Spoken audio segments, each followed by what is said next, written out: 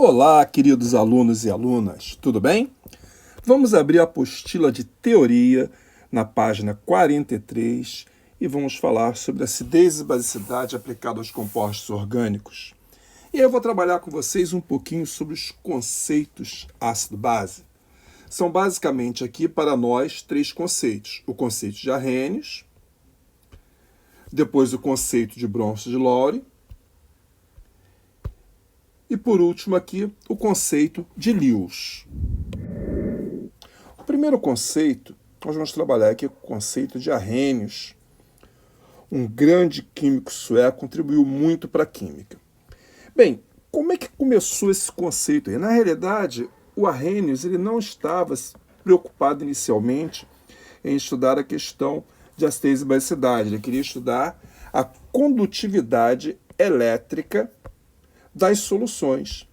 E ele propôs uma coisa muito interessante, que quando uma substância, ao ser dissolvida em água, ela se divide em partículas menores, podendo ou não conduzir a corrente elétrica. Aquelas que conduzem a corrente elétrica o fazem, pois se dividem em partículas com carga elétrica, conhecido atualmente como íons. Já as que não conduzem corrente elétrica, apesar de se dividirem em partículas menores, não originam espécies com carga elétrica. Foi isso. Então, Arrhenius contribuiu muito e a partir daí ele começou a formular alguns outros conceitos que vão cair no conceito de acidez e basicidade de Arrhenius. Mas antes disso eu vou falar de uma questão bem atual com vocês, que é a questão da dissolução, da ionização e da dissociação. Dissolução. O termo dissolução ele é aplicado quando uma substância se dissolve em um determinado solvente. Bem, eu vou falar o tempo todo aqui de meio aquoso, tá certo? Então, olha só, quando eu falar de solução aqui, eu estou falando em meio aquoso. Reparem que em vários momentos eu coloco água sobre a seta, mas não necessariamente tem que ser em meio aquoso. Então, dissolução é o fato de uma substância se dissolver em um solvente. Bem, a dissolução ela também pode ser acompanhada de uma ionização ou de uma dissociação. Ou, não necessariamente nenhuma das duas, nem ionização nem dissociação. Então, eu vou mostrar para você as diferenças aqui. Bom, quando eu pego açúcar, sacarose, coloco em água, ali há vários cristais de sacarose, e aí aqueles cristais, ao serem colocados em água, eles vão sofrer a dissolução. Isso que eu estou mostrando aqui, olha, dissolução. E nessa dissolução, as moléculas de sacarose vão se separar e vão ficar dissolvidas na água. Observe que eu coloquei aqui o símbolo aquoso. Como são moléculas e são muito pequenas, o que acontece? Elas desaparecem dentro d'água. Você não as vê mais devido ao tamanho. Isso acontece na sacarose, que é uma substância molecular, ou seja, uma substância que faz ligação covalente. E o único fenômeno que ocorre aí é a dissolução e, por conseguinte, separação das moléculas. Essa solução é uma solução molecular. Soluções moleculares não são soluções que apresentam íons e, portanto, não vão conduzir a corrente elétrica. Vamos falar agora sobre a dissolução acompanhada de ionização. Quando eu obtenho em laboratório HCl no estado gasoso, através de alguma reação química, eu posso borbulhar esse HCl em água. Ele vai sofrer uma dissolução, ele vai se dissolver.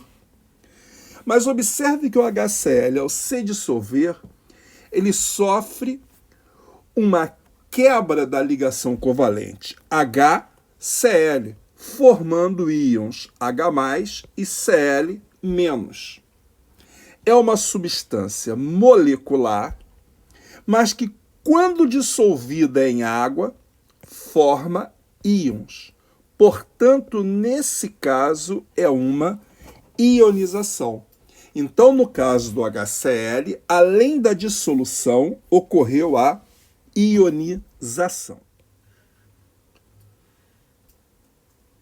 Vamos falar agora da dissociação. A dissociação ocorre quando uma substância iônica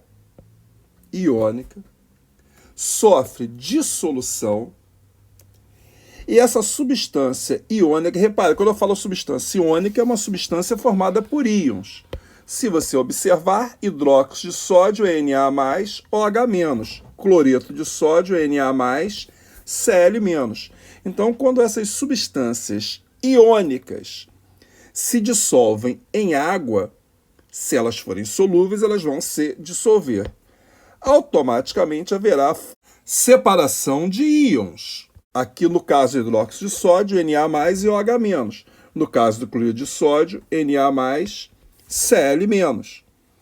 Então, observe que ao contrário daqui, na ionização, deixa eu apagar aqui, na ionização a substância é molecular, a ligação é covalente. Então, essa substância não possui íons e formam-se íons. Então, é uma ionização. Aqui não. No NaOH e no NaCl, a substância é iônica. Há presença de íons já na substância. Então, a única coisa que vai ocorrer não é a formação de íons, e sim apenas a separação dos íons. Então, nesse caso, é uma dissociação. Então, não confunda ionização com dissociação. Ionização é quando a substância é molecular e forma íons. Ionização. Dissociação é quando a substância já é iônica e esses íons apenas se separam quando eu coloco no solvente, aí no caso, água. Observe que aqui eu havia falado que não ocorria nem ionização, nem dissociação. O que ocorria aqui no caso da sacarose era apenas a questão das moléculas se separarem. Então a solução era molecular. Quando há, olha, estou diminuindo o zoom aqui, quando há ionização ou dissociação, são liberados íons, íons, íons, íons, íons, íons e íons. Então, essa solução, por apresentar íons, é uma solução iônica. E justamente a solução iônica que vai conduzir a corrente elétrica. Ela é uma ótima condutora de corrente elétrica, ao passo que a solução molecular não é boa condutora de corrente elétrica. Com esses estudos, foi em 1884 que Arrhenius propôs o conceito de ácido e base. Ele apresentou o seguinte estudo. Ácidos são substâncias que apresentam o elemento químico hidrogênio em sua composição e que em solução aquosa produzem o íon H+ como único cátion. Por sua vez, bases são substâncias que apresentam hidroxila em sua composição e que, em solução aquosa, produzem o íon OH- como único ânion. Então, aqui, resumindo, olha, ácido produz H+ em solução aquosa. Base produz OH- em solução aquosa. Então, o conceito de acidez e basicidade de Arrhenius está associado ao meio aquoso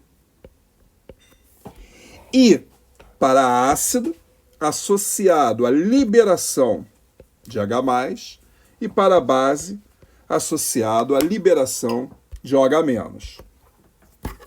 A partir daí, surge então o conceito de neutralização. Neutralização consiste na combinação de íons H+, com íons OH-, produzindo água. Está aqui a equação química. H+, OH-, produz o quê? Água. Perfeito? Então, observe só. Se eu vou até apagar aqui para você entender melhor, olha que interessante. Se eu pego uma solução de HCl, ácida, uma solução de hidróxido de sódio, básica, de mesma concentração, e reúno as duas, o que vai acontecer? O número de H+ é igual ao número de OH-.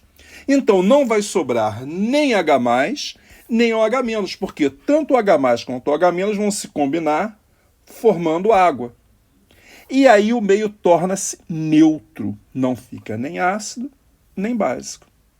E esses íons permanecem em solução.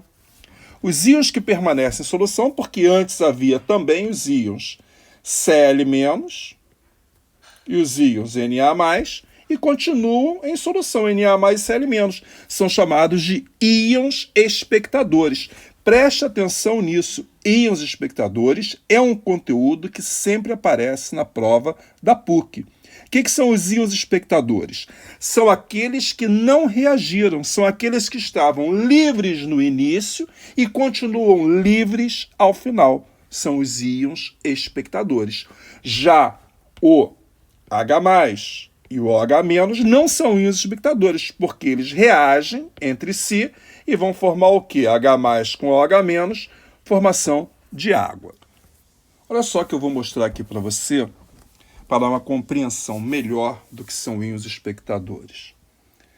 Quando eu pego o HCl, que é uma substância covalente, molecular, não há íons aí, e coloco em água, ele sofre ionização, formando H+ aquoso mais Cl- aquoso. Eu não vou colocar o estado físico aí não, tá bom, gente?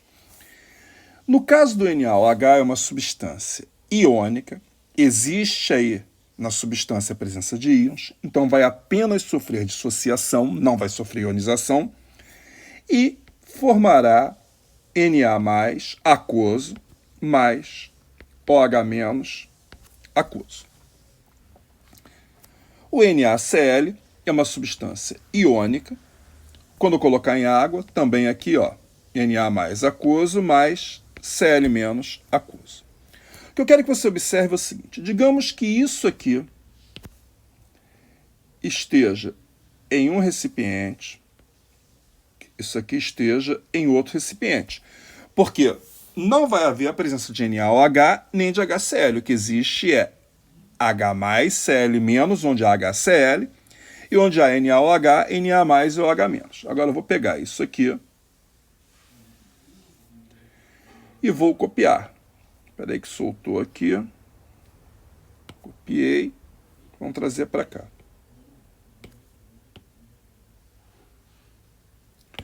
Vamos supor agora que eu reúna os dois no mesmo recipiente. Então agora eu coloquei H+, Cl- HCl, no mesmo recipiente que havia NaOH. Está aqui, está aqui. O que vai acontecer? Vou copiar, colar aqui para você entender o antes e o depois. Setinha para sua compreensão. Você sabe que vai ocorrer uma neutralização, como eu expliquei agora. O H+ vai reagir com OH-, vai reagir mesmo. Então, olha, eu vou pegar esse Na aqui, vou trazer aqui para fora, para ficar bacana. Vou trazer o H+ para cá e o OH- para cá. Vou apagar e vou formar a ligação covalente entre eles. Formou água. Mas observe, a questão é, será que o Na+ vai reagir com o Cl-? Sim ou não? Preste atenção, o meio é aquoso. Aqui o meio é aquoso e continua sendo aquoso. Em meio aquoso, o que acontece quando eu coloco NaCl em água? Ele fica na forma de NaCl? Não, ele vira automaticamente o quê? Na e Cl-, sofre uma dissociação. Então essas espécies estavam aqui, olha, deixa eu mostrar aqui para você, estavam dissociadas e continuam dissociadas. Elas não reagem. Então são chamados íons espectadores. São aqueles que não reagiram durante a minha reação. Queridos alunos e alunas, agora eu vou passar um exercício para vocês conceitual, que remete à primeira série e faz uma associação agora com o conteúdo que eu estou dando para vocês de extrema importância. Olha só. Daqui a pouco você vai pausar o vídeo para copiar isso aqui. Mas vamos lá. O que eu fiz? Eu peguei glicose sólida, coloquei em água. Ácido fosfórico líquido, coloquei em água. Hidróxido de cálcio sólido, coloquei em água. Nitrato de alumínio sólido e coloquei em água. Eu já adianto para vocês que todas essas substâncias vão sofrer dissolução em água. O que eu quero? Primeiro, que você classifique essas substâncias aqui como iônicas ou moleculares. Depois que você monte as equações relativas à dissolução em água. E depois indique se haverá dissociação ou ionização com algumas delas. Pode haver algum caso que não haja nem dissociação, nem ionização, apenas a dissolução. Em outros casos, pode haver a dissolução acompanhada ou de ionização ou de dissociação. Depois disso, eu quero que você classifique as soluções e aponte quais conduzem bem a corrente elétrica e quais não conduzem bem a corrente elétrica.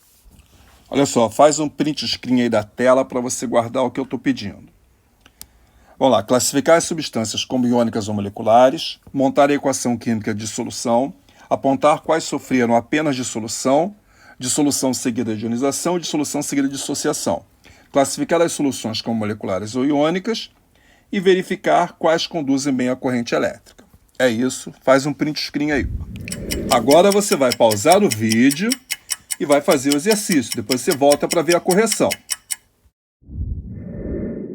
Resolução dos exercícios. Classificar as substâncias como iônicas ou moleculares. Nessa primeira, na glicose, só há não metais, e o hidrogênio aqui, então, substância molecular. Aqui a mesma coisa, molecular. Aqui a presença no hidróxido de cálcio de metal com não metal, iônica. Aqui a mesma coisa, iônica. Aqui você encontra a representação das equações de dissolução. Você pode fazer um print screen dessa tela, que assim que você fizer o print screen, eu vou e começo a explicar. Faz aí. Bem, vamos lá. Vamos partir do princípio que as substâncias iônicas, quando eu coloco em solução, em água, o que ocorre aí é a separação dos íons. Substâncias moleculares, no caso ácidos, quando eu coloco em água, ocorre a ionização. E as demais não ocorre nem dissociação, nem ionização, apenas a dissolução. Então aqui, no caso da glicose, havia um aglomerado aí, cristais, no caso, de glicose. Ao serem colocados em água, separaram-se as moléculas e temos aqui as moléculas na forma aquosa. Houve apenas uma dissolução. No caso do ácido, que é uma substância molecular, sofre ionização, então produz 3GH+, mais uma de PO4, 3 menos. Houve uma dissolução acompanhada de ionização. Aqui, no hidróxido de cálcio e no nitrato de alumínio, são substâncias iônicas. O que vai haver é uma dissolução acompanhada de dissociação, porque já há íons. Se já há íons, eles vão apenas se separar. É uma dissociação. Então, observe, o hidróxido de cálcio vai produzir íons cálcio 2+, e íons hidroxila. Ao passo que o nitrato de alumínio vai produzir íons alumínio 3+, e íons NO3-, íons nitrato. Essa aqui somente sofreu dissolução.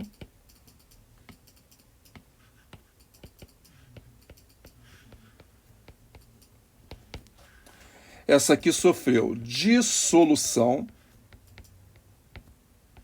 e ionização.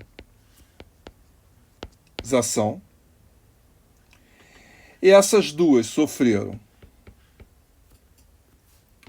dissolução e dissociação.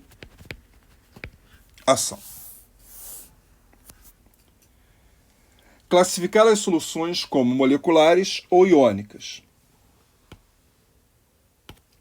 Essa aqui só há presença de moléculas, então ela é uma solução molecular. E essas três aqui são soluções iônicas, porque há presença de íons. Verificar quais conduzem bem a corrente elétrica. Se eu pensar em termos de corrente elétrica, essa aqui, ó, não conduz porque é molecular. E essas aqui, sim, conduzem bem a corrente elétrica porque são soluções iônicas.